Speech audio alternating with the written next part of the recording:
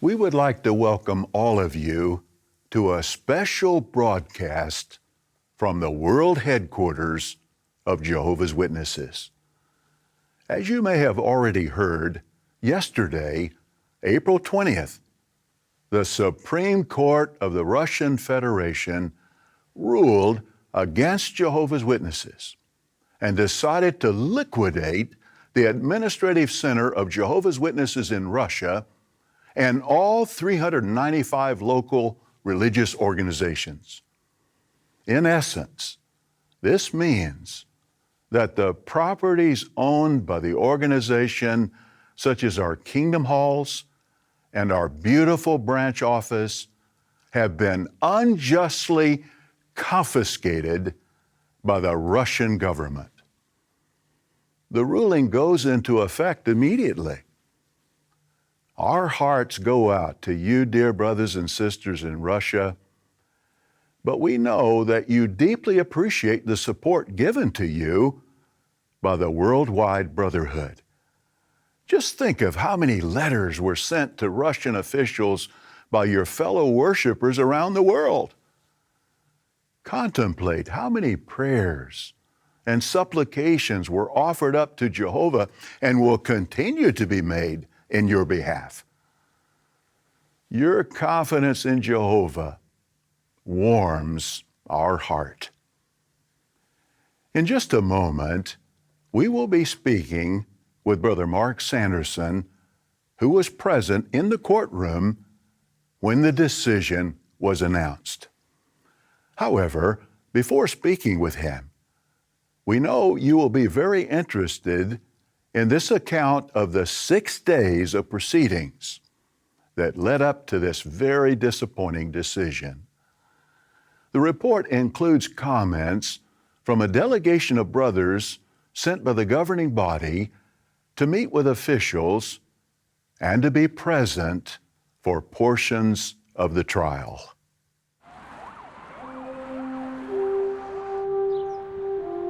Well, the governing body assigned me to come here, not only for the trial that's to take place today, but also to try and see if we could do something to encourage our brothers here on a small scale.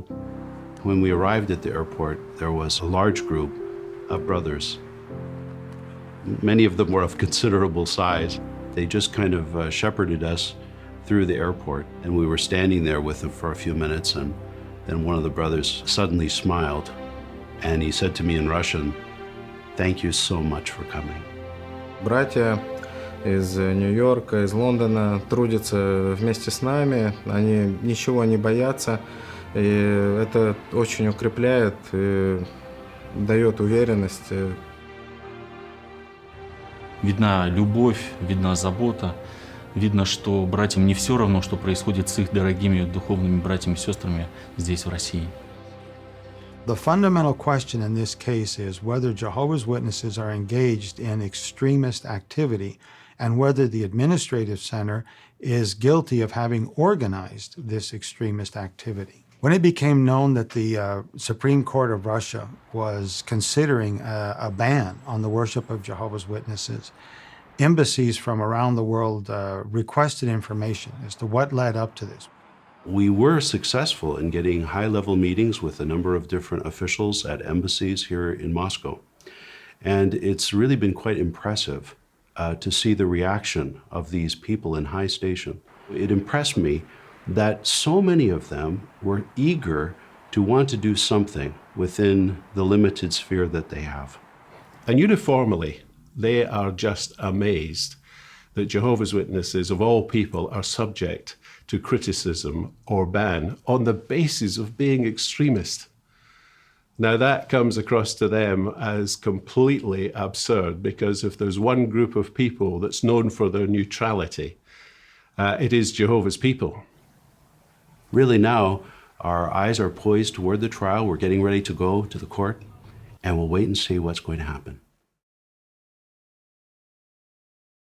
And as we were going to the court, there were about 200 waiting to get into the courtroom. Mostly our brothers, but then some who were just interested in the hearing. We could see the cameramen, the microphones, and the many reporters who were there. It was clear that this was now an international event.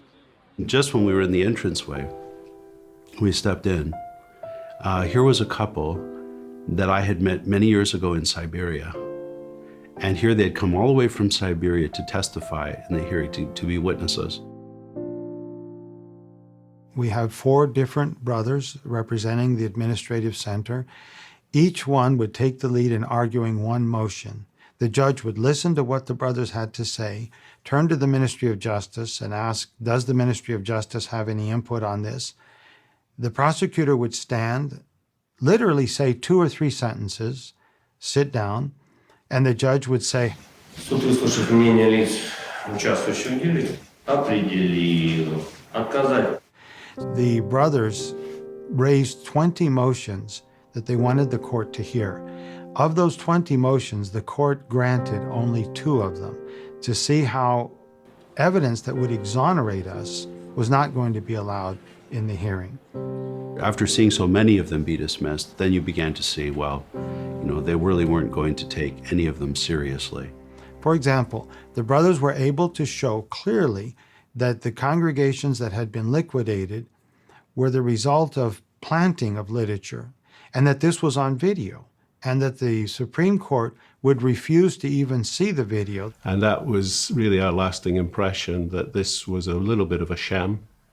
And it was designed to go through the formalities, but you got the sense that the decision had already been taken.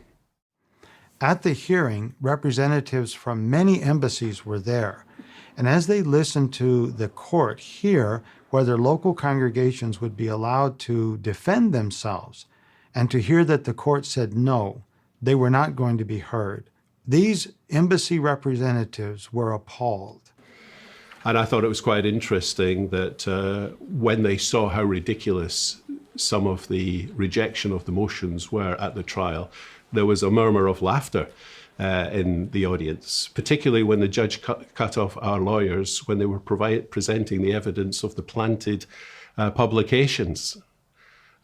This to them is evidence that it's so absurd that you haven't got the real evidence to bring a charge of extremism, so you plant evidence.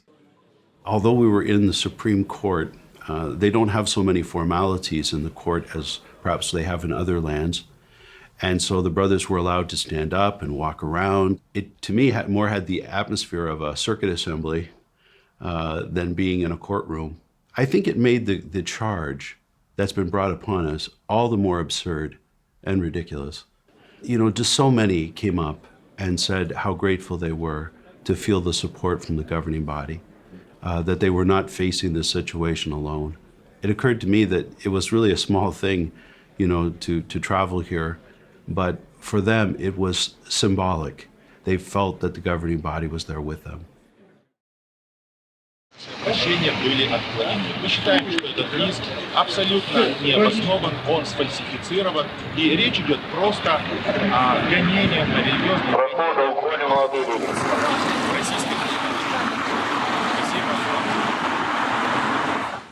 The decision has not been made. We'll have to wait and see. The government had only given us a 6-day visa, and so it was impossible for us to stay any longer. So our entire delegation, of course, with the exception of Brother Colin, we all had to leave the next day.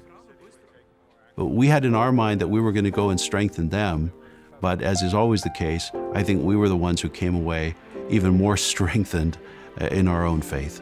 One 10-year-old wrote this note to the visiting delegation. Thank you for coming to support us and for your ministry. Sasha, 10 years old, Moscow. As we were leaving and saying goodbye to these brothers, there was not a dry eye among us. They were hugging Brother Sanderson and telling him, this is the spiritual high point of my life. Something occurred in day 2 that was unexpected and surprising to us. interestingly, the judge became very active and he began to really question the Ministry of Justice. Why are you bringing this case? What evidence do you have that they are engaged in extremist activities? Личные убеждения граждан перед судом защищенных Скажите, а у граждан будет существовать опасность, что окажется какая-нибудь книга, которая в реестре экстремистских материалов одного гражданина соберутся вместе, начнут читать эту книгу вслух? Нет ли угрозы, что они будут совершать уже уголовное правонарушение, такие граждане? Если эти граждане объединятся для того, чтобы прочитать книжку экстремистского содержания. Вы же сами сказали, что религиозные группы останутся. Да, но при этом им не дается право изучать, собственно, Ну а по факту станут изучать. Будут совершать преступления или нет? Как с правами верующих граждан? The third day of the hearing reminded us of Matthew 10:18. And you will be brought before governors and kings for my sake. But then what's the reason? It says, for a witness to them and the nations. The international community worldwide has now heard the testimony of 6 Jehovah's Witnesses, clearly, cogently, convincingly explaining to the court that we are law-abiding, peaceful citizens, the farthest thing from extremists. For example, one longtime member of Jehovah's Witnesses, Vasily Collin, explained to the judge that as a child, he had been forced into exile with his parents and was forced to live in Siberia for years. Везли нас в грязных товарных вагонах, более 20 суток. В нечеловеческих условиях, каких обычно перевозят скот. Но для меня было интересным одно обстоятельство этого дела. Мои родители, а также любой из свидетелей Иеговы мог избежать этой участи. Нужно сделать было всего лишь маленькое дело – отказаться от веры, подписать документ о причине.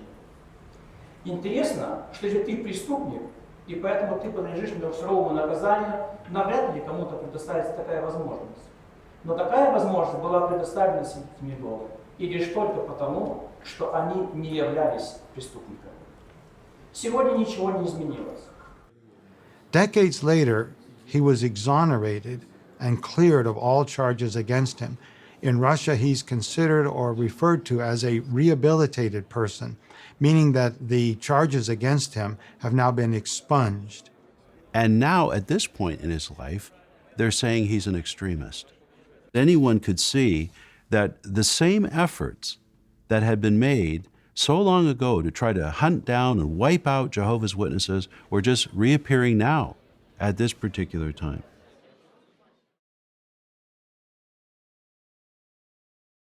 I was texting with one of the brothers at the Russia branch, asking how things were going. And he says, wow, they just announced that the court has been suspended until Wednesday, April 12th, the day after the memorial. And we were all we could hardly believe it, that the court is ending on a Friday, but being postponed until Wednesday. How wonderful. Мы все ликовали, потому что мы поняли, что мы сможем вечерю провести спокойно до решения суда. Это было ответом на наши молитвы.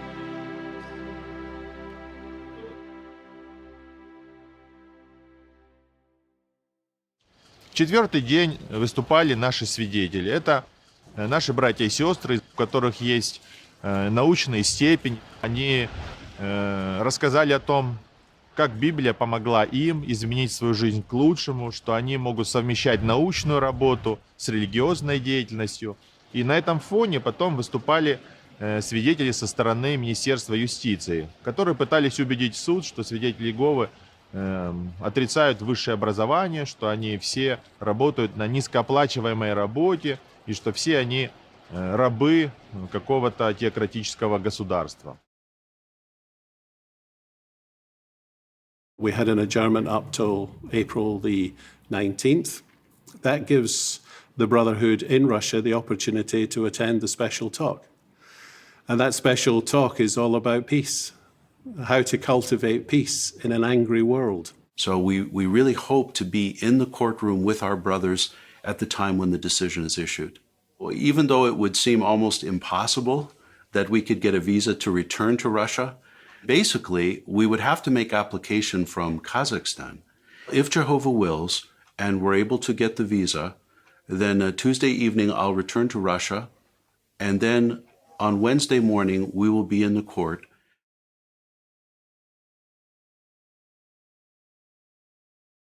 Brothers were hugging each other. At lunchtime, everybody was sharing their sandwiches with each other. The atmosphere of joy and love was unforgettable. The judge began to go through all of the evidence. And so there were 43 volumes of evidence that had been brought forth in the trial, either by the Ministry of Justice or by our attorneys. And so every one of those volumes had to be reviewed. And so it was kind of a long process. Our attorneys were able to ask the Ministry of Justice, where is the evidence that funding from the administrative center was used for any improper activities? And so the brothers came back, well, tell me how much money, how many rubles, how many kopecks were spent, to fund this improper activity. And we don't have any information like that. Мы уверены, что уже сейчас мы выиграли этот суд, даже до решения суда. Мы выиграли его духовно. Я думаю, что в истории народа Бога в России этот суд был пиком интереса и популярности среди населения нашей страны. Никогда прежде пресса, общественные деятели, в целом люди не интересовались свидетелями Иеговы в такой степени.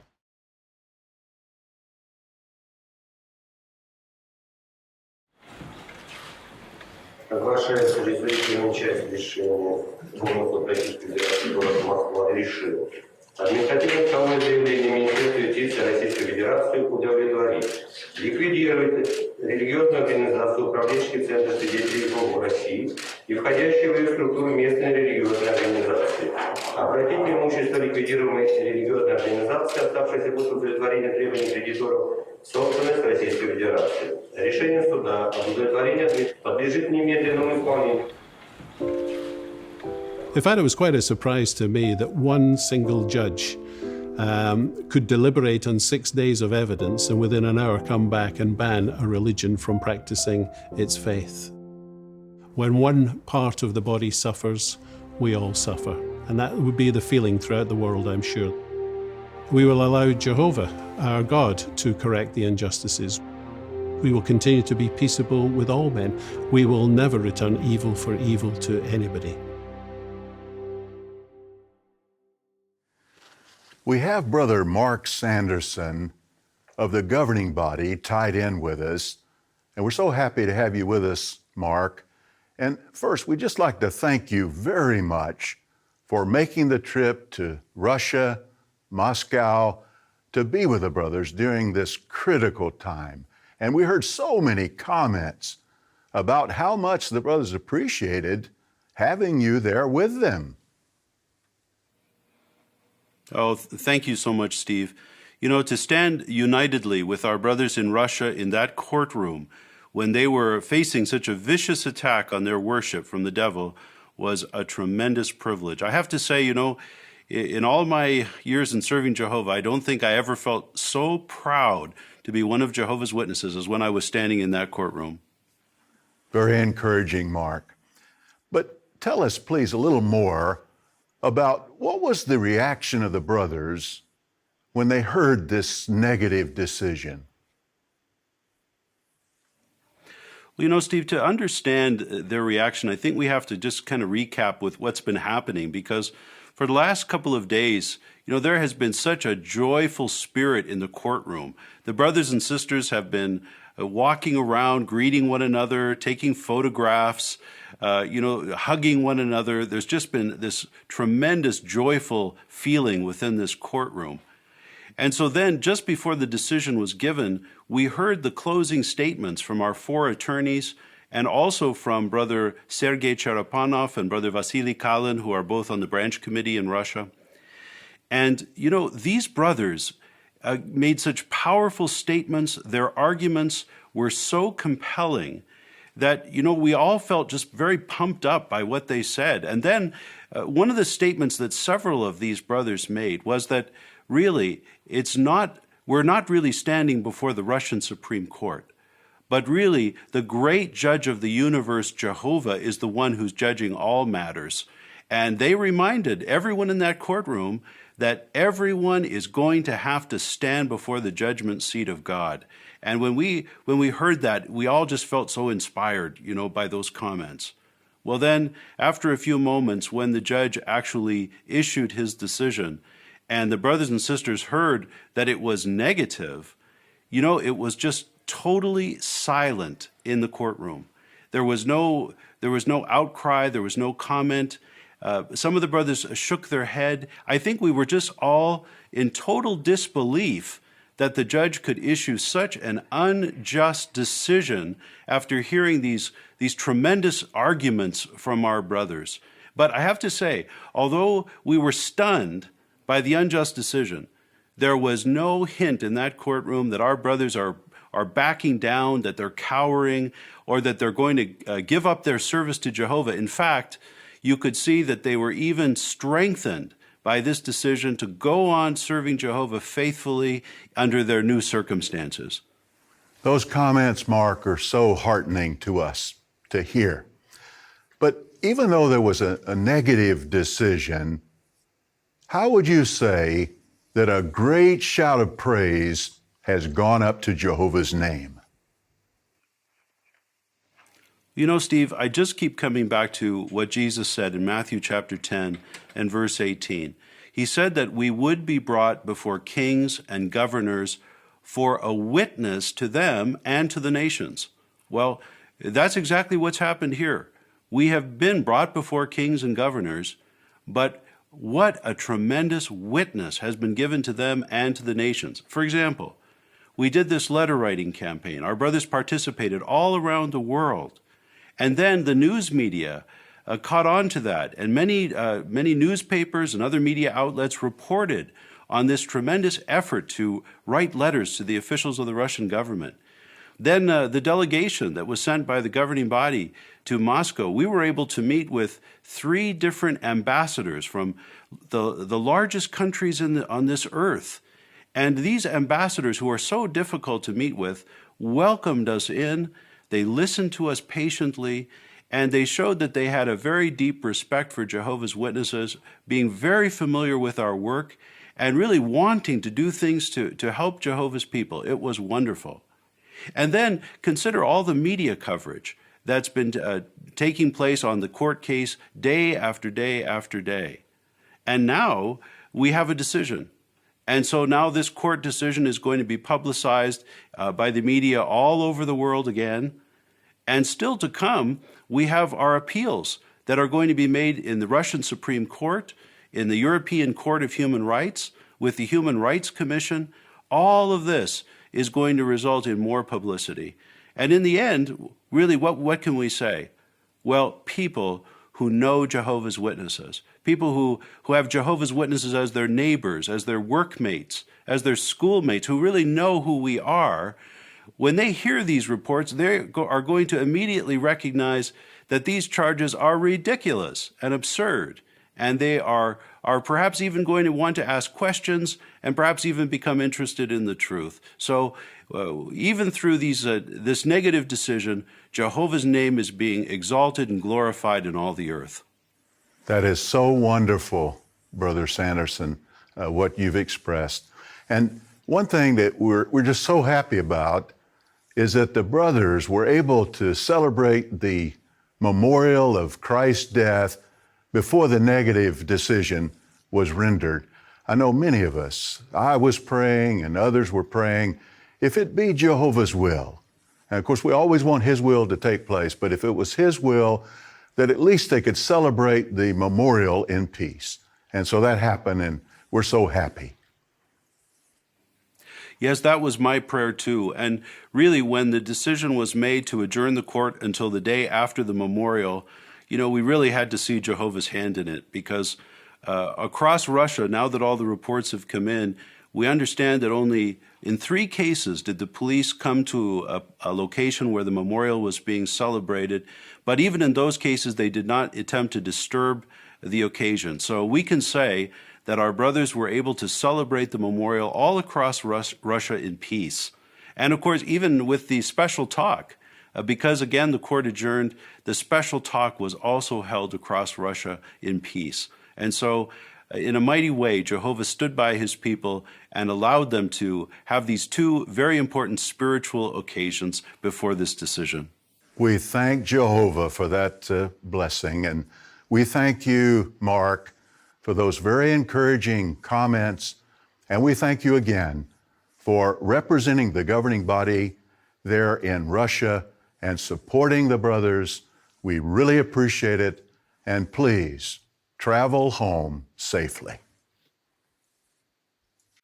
Thank you so much, Steve. It was such a wonderful privilege to be able to be in Russia with our dear brothers at this historic moment. I look forward to seeing you when I return. And we would like to thank all of you for your support. You, dear brothers and sisters, gave heartfelt prayers. You willingly supported the letter writing campaign. For some of you, sending a letter to one or more of the 6 Russian officials came at a great expense. We commend you for your strong love for your brothers in Russia and for your loyalty to Jehovah's organization. But does the Supreme Court's decision against us mean that the letter writing campaign failed? Or that Jehovah did not hear our prayers? Absolutely not. It simply means that we have yet to see how Jehovah will maneuver events in harmony with his will. In the meantime, we are confident that our dear brothers and sisters in Russia will remain steadfast, and that Psalm 112, 7 and 8 will be true of them. There it says of Jehovah's righteous one, he will not fear bad news. His heart is steadfast, trusting in Jehovah. His heart is unshakable. He is not afraid. In the end, he will look in triumph on his adversaries. As long as we're still living in this old system, as we have seen in Russia and many other lands, we can expect persecution for simply wanting to worship Jehovah in peace. But do we need to fear such persecution?